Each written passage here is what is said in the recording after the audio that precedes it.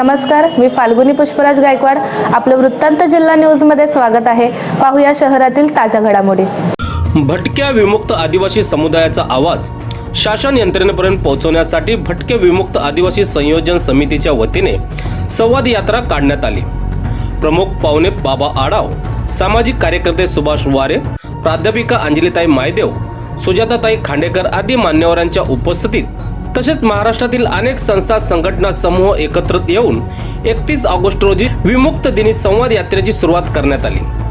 पुणे येथील महात्मा फुले वाडा येथून या यात्रेला सुरुवात झाली असून येत्या 23 सप्टेंबर रोजी मुंबई येथे संवाद यात्रा पोहोचणार असल्याची माहिती समूह कार्यकर्ता मनीषा घोडसे यांनी दिली.